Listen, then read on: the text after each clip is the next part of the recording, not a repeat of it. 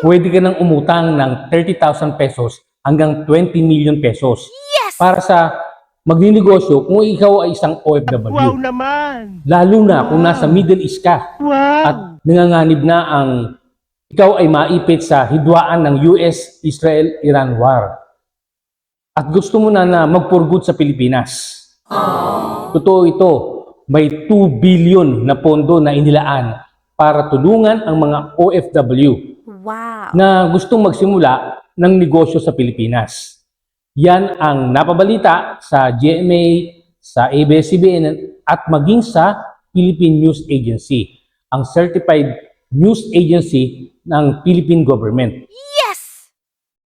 Kaya sigurado na hindi ito fake news. Oh, wow! Pero ang tanong, paano ba mag-apply? Ano ba ang mga requirements at sino ang pwedeng makinabang sa programang ito ng gobyerno? Alamin natin ang buong detalye sa video na ito. Kaya panoorin mo hanggang sa dulo. Dahil baka na ito na ang sagot sa matagal mong pinapanalangin bilang isang OFW. Yes! Magandang araw mga kabayan, lalo na sa ating mga ka-OFW dito sa Middle East at sa iba't ibang panig ng mundo. May bagong programa ang Department of Trade and Industry o yung DTI na tinatawag na OFW Negosyo Fund. Layunin ng programang ito na tulungan ang mga OFW na magkaroon ng sariling negosyo Oh, wow! at sustainable income kapag sila ay umuwi na sa Pilipinas o kung gusto sila magsimula ng negosyo habang sila ay nagtatrabaho dito sa abroad.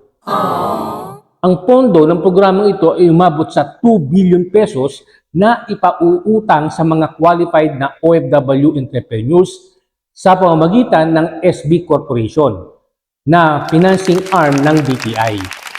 Magkano ba ang pwedeng mahiram ng OFW? Uy, sana all! Ang loan range ng programang ito, ang minimum loan ay 30,000 pesos at ang maximum ay hanggang 20 million pesos depende sa laki ng negosyo na gagawin mo. At may payment grace period pa na hanggang 1 year na pwede kang hindi magbayad. Wow naman! At may payment loan term ito na hanggang 5 years para mo mabayaran. Kaya napakagaan ito.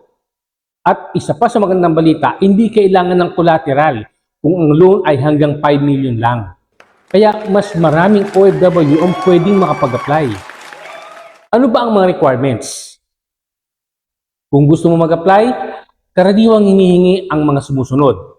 Una ay ang patunay na ikaw isang OFW o yung returning OFW. Kaya kailangan mo ng OEC. Pangalawa ay ang valid government ID o yung passport mo, business plan o proposal ng iyong negosyo, application form mula sa SB Corporation, at proof of employment o remittances bilang OFW, at iba pang mga dokumento, depende sa laki ng loan na iyong i-apply. Kailangan ding dumaan ka sa entrepreneurship orientation training upang matulungan kang mapalago ang iyong negosyo at hindi ka malugi. Yes! Paano mag-a-apply? Ito ang step by step kung paano mag-a-apply. May 3 paraan para mag-apply sa programang ito. Una ay ang online application. Mag-register ka sa official loan portal ng SB Corporation, yung app.sbcorporation.ph.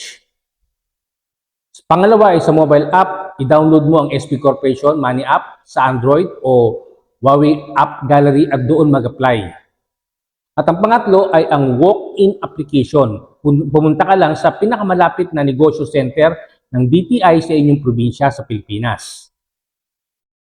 Pagkatapos mag-apply, dadaan ang iyong application sa evaluation at assessment upang makita kung viable ang iyong negosyo. Importanteng paalala, mga kabayan, tandaan na ang programang ito ay pautang. Hindi ito ayuda o libreng pera.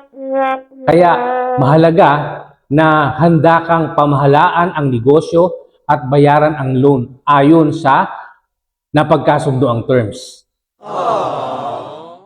At mag-ingat din sa mga scammers o fake agents na nagsasabing kaya nilang ipa-approve agad ang loan kapalit ng bayad. Hindi totoo yan. Ang official application ay ginagawa lamang sa pamamagitan ng DTI at SB Corporation. Kung ikaw ay isang OFW, na matagal nang nangangarap na magkaroon ng sariling negosyo sa Pilipinas, maaring ito na ang pagkakataon upang magsimula ng negosyo. Ang mahalaga ay hindi lamang ang puhunan, kundi ang tamang plano, diskarte at sipag sa negosyo. Huwag kalimutang i-like, share at subscribe sa channel na ito para marami pa tayong matulungan at marami pang kaalaman ang matutuhan sa aking mga susunod na mga videos. Kung meron kayong tanong ay mag-message lang kayo sa baba ng video na to. See you on my next videos.